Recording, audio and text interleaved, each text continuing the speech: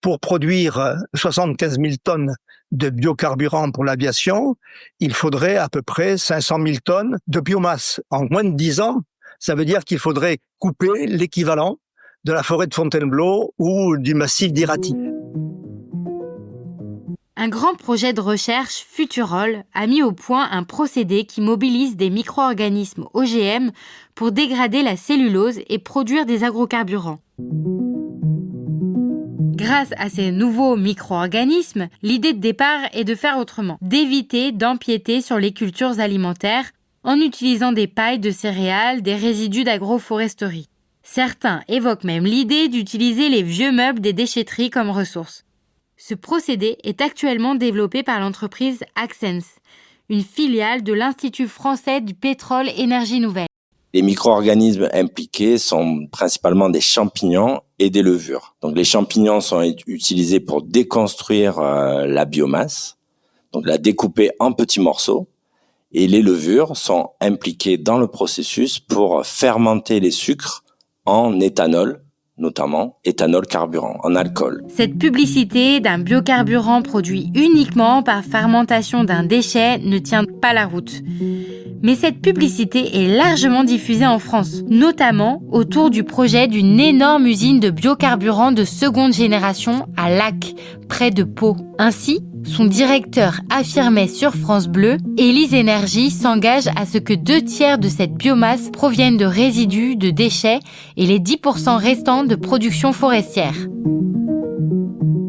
Avec un investissement prévisionnel de 2 milliards d'euros, elle sera dédiée à la production de carburant pour l'aviation et le transport maritime en transformant de la biomasse liquéfiée. La start-up Élise, qui est aux manettes, évoque un objectif de 75 000 tonnes de kérosène d'origine naturelle en 2028, soit 1,3% des besoins de l'aviation civile en France. C'est quasiment impossible d'alimenter l'usine uniquement avec des déchets du secteur agricole, des haies et de la paille. C'est tout à fait irréaliste. Il faudra qu'ils utilisent de la biomasse forestière. Pour avoir 500 000 mètres cubes de bois, il faut environ 20 000 hectares de forêt. Jacques Descargues explique qu'il faut beaucoup d'eau pour faire fonctionner ces fermenteurs où les micro-organismes produisent ces carburants. Pour l'eau, il y aurait un prélèvement d'à peu près 8 millions de mètres cubes.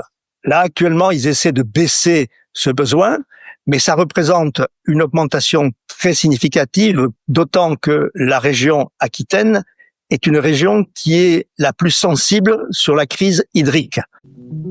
Mais plus fondamentalement, Jacques Descargues considère que ce projet est voué à l'échec et que l'argent public investi est gaspillé.